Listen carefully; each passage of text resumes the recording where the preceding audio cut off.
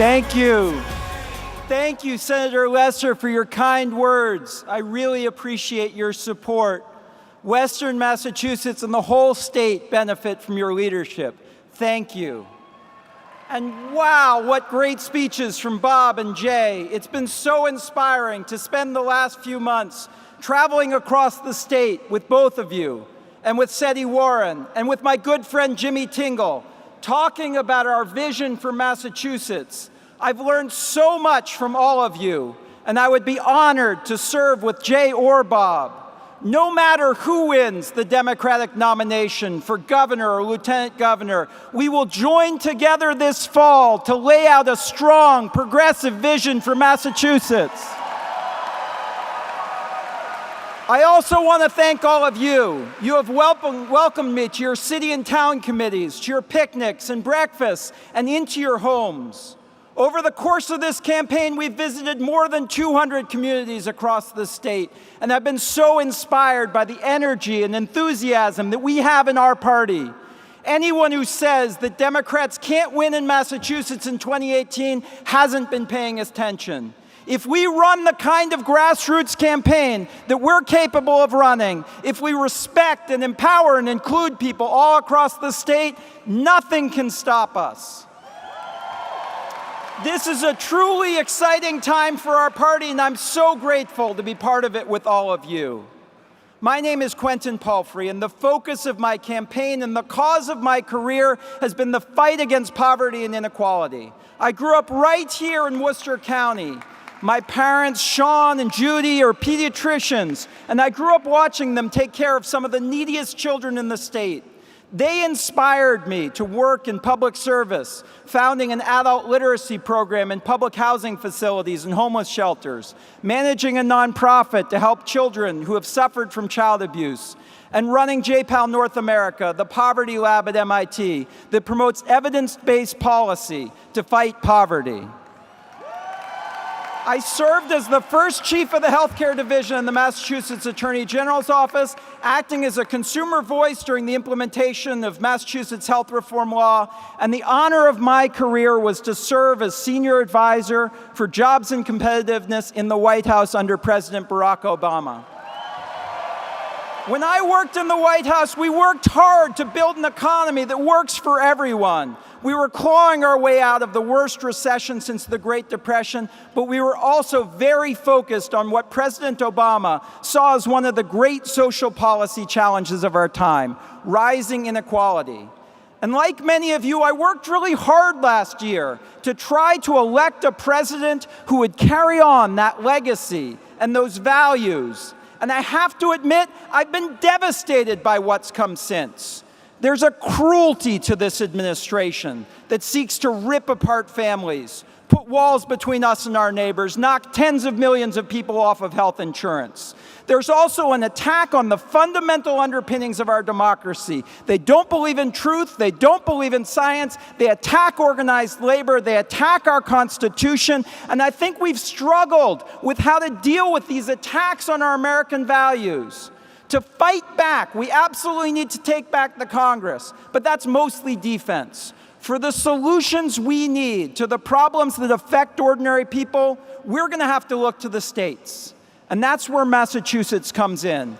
Massachusetts has a wonderful tradition of leadership. The American Revolution began here. Constitutional governance began here. We were the heart of the abolitionist movement.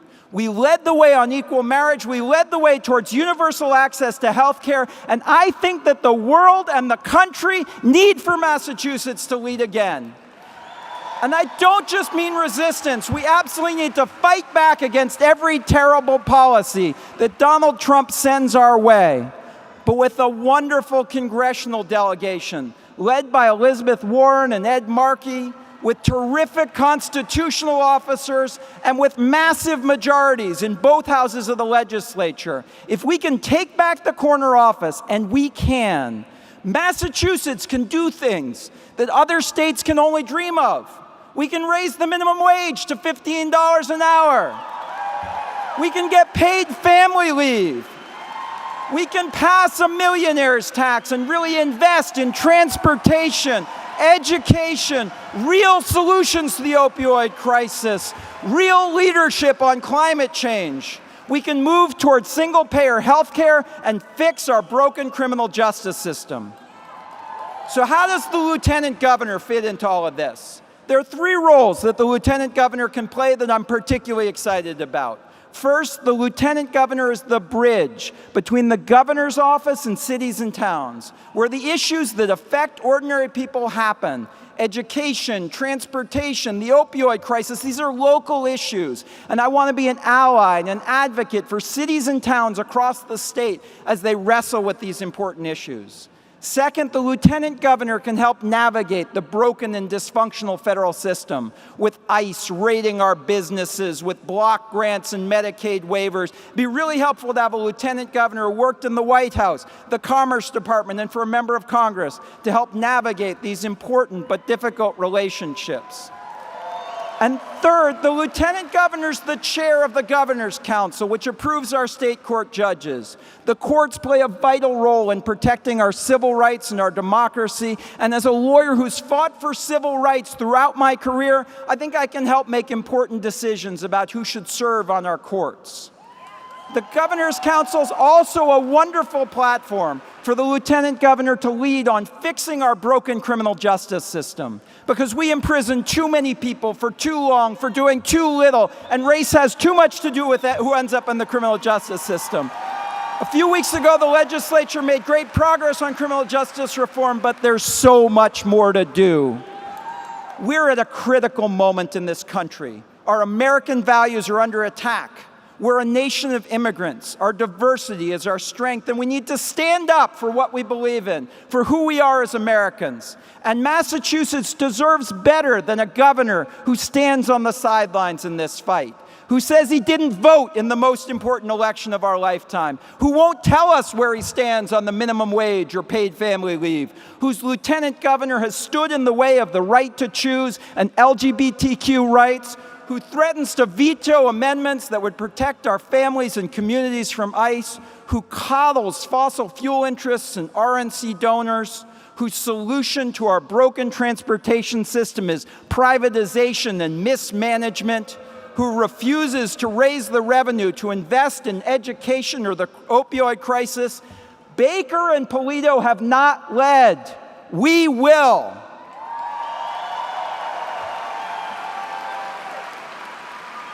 So when I was thinking of running for office last summer, there were these awful events in Charlottesville. And I remember seeing this small group of students, some were white and some were black, and they were standing in front of a sign that said, "Virginia Students Against White Supremacy."